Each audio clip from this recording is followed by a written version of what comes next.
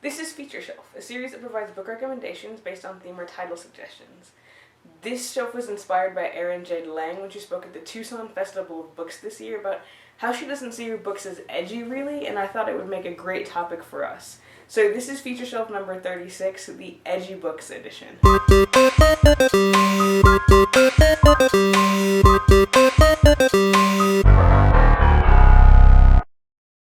So today we have 5 edgy books, or rather, according to the students that I've talked to about this particular topic, we have 5 books that are just like real life. We'll start with Lang's new book, Dead Ends, and looking at the cover, it's got a kind of Freak the Mighty feel to it, and the story does too, but only in that the 2 protagonists form an unlikely friendship.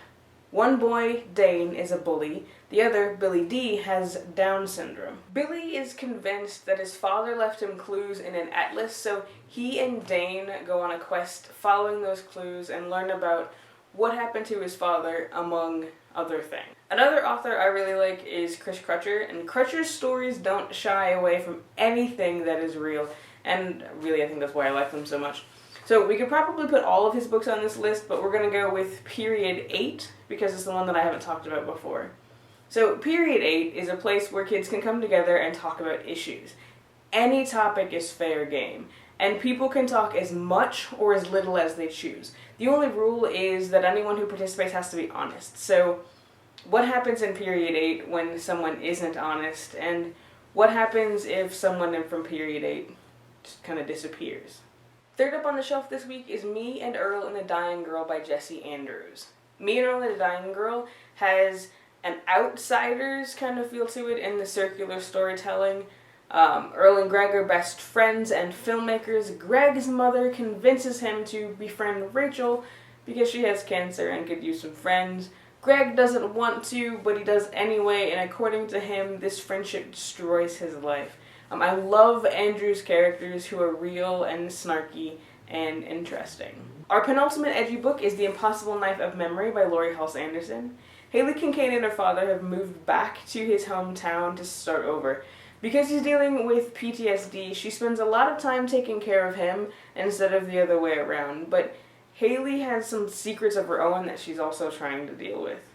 I had this one with me when Laurie Halse Anderson and Erin Jade Lang spoke in Tucson, and I left it in the car so I couldn't get it signed, which was a total bummer, but it is a fantastic story. The last book on our edgy shelf is Forgive Me, Leonard Peacock by Matthew Quick.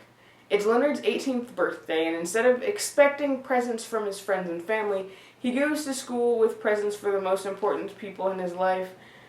He also goes to school with a gun in the bottom of his bag and he plans to give out the presents, kill Asher Beale, who used to be his best friend, and then himself. This story is in finding out why this violence is the only answer that Leonard can come up with to ease his pain, and it is an amazing and heavy story. So that was 5 books you might like if you like edgy books: Dead Ends, Period 8, Me and Earl and the Dying Girl, The Impossible Knife of Memory, and Forgive Me, Leonard Peacock. And that's it for this episode.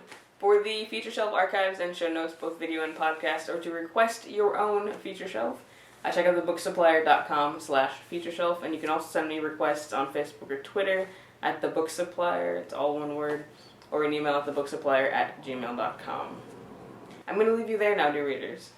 Thanks for watching Feature Shelf number 36, the Edgy Books edition. As always, I'm the supplier wishing you happy reading. Don't forget to be awesome.